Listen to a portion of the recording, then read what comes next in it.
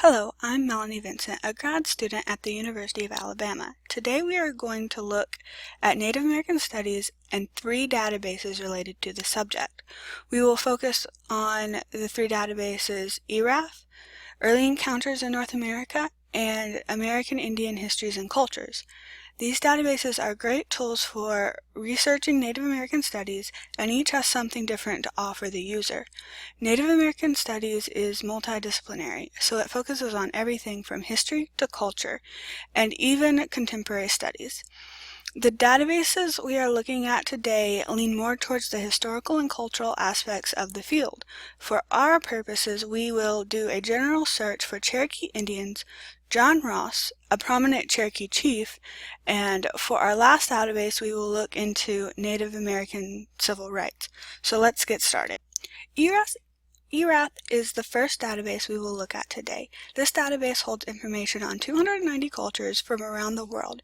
Before starting our search, I would like to point out the Resource Center located on the right side of the page. Here you can find helpful information if you get stuck in your search on this website. Now let's look at ways to search the database. First, click on Browse Cultures. Here, cultures are listed in alphabetical order. I have already chosen C and input Cherokee to narrow down our search. The first option that appears will be Cherokee. You will want to click on View Culture Summary, and we already have it pulled up. This is a great place to start because it offers search pointers to help you in your search. So say you're interested in political organizations. We would scroll down the page until we find the political organization entry. Here we again see that there are different search terms that it suggests. Let's click on community structure and see what happens. The pop-up shows us a general description of what community structure is, a broader term, community, how the term would be used, and other useful searches. So now that we have looked at this, let's move on to the basic search function. Here, we're just going to type in Cherokee, it's already entered, and press Submit to see what we find.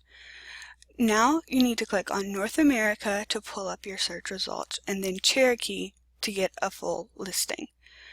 As you can see, we have 46 documents and 46 paragraphs for this search. Let's click on the first search to get a list of results. Now let's move on to the advanced search option to narrow our results. So here is the advanced search bar. So you can add a culture.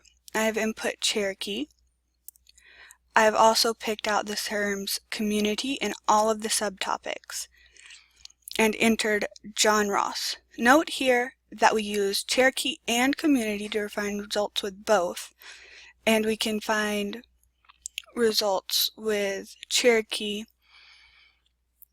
or John Ross so that we didn't narrow our search too much. Let's see what we get. Again, click on North America and Cherokee. As you can see, we have gotten a lot of results. So let's click on the first result, Anonymous. And as you can see, the 5th paragraph is the first one that mentions John Ross. So if we wanted to look more into this source, we could click on Show Paragraph or Show Page to get a better idea of the context here. So you see, ERAF has many ways to search, and it breaks the search down to the paragraph level, making it very useful for searching. Now that we have looked at ERAF in depth, let's move to our second database, Early Encounters in North America. This database focuses on encounters in North America between 1534 and 1850. Like ERAF, this database covers more than Native Americans. However, it does only cover North America. In the left corner, the database has a menu bar to take the reader to browse menus, allowing the user to find certain authors, images, and encounters. It also provides both simple and advanced search options. Since we know that we are searching what we are searching for and already explored an ERAF browse function in depth, let's move to the search function. Here, we're just going to enter Cherokee for our simple search. As you can see, there are about over 4,000 results.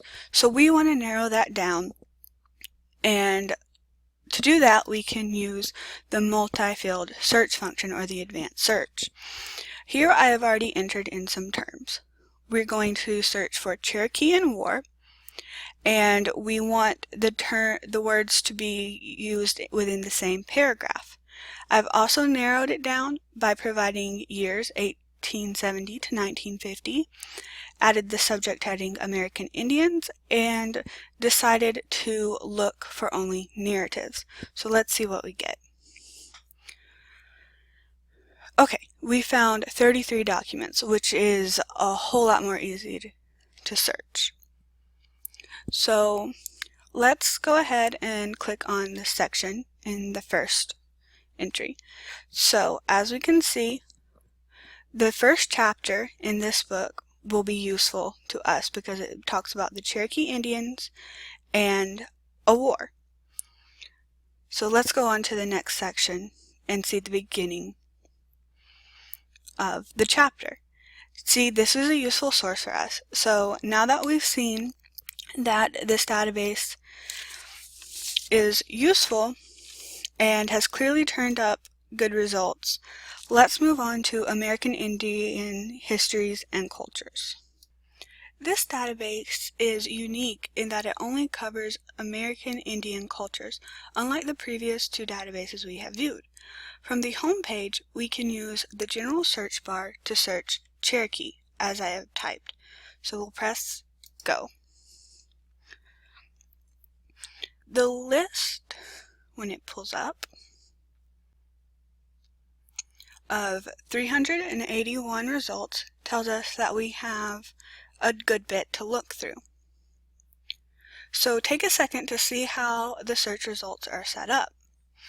By title, date, document type, and tribe/nation. So to advance our search, let's add a restriction. And since we haven't really seen any visual resources and it's unique to this source, let's click here to narrow down our search. As you can see, we have now only 32 results, and you can scroll through the list and look through images that relate to the Cherokee Nation. The next thing I want to show you is the chronology tab. Normally you would click on this, but I have already pulled up. Actually, let's click on this. Here you can customize a timeline. So let's search for Cherokee, and then let's set the category to civil rights, the theme to civil rights, and the era to civil rights. Now we have a customized timeline that we can search through, and we can click on any of them to make it bigger and to receive a little more information. So now that you've seen the timeline, there's one more thing that I would like to show you before we end our search: the Further Resources tab. This tab is useful for finding more information from anything to help with your searches by going to popular searches to see if any of them interest you, or to clicking on the external links tab in order to find information outside of this database. So now that we've looked at this database, it's clear that there are some useful, unique sources here that are great to study in Native American studies.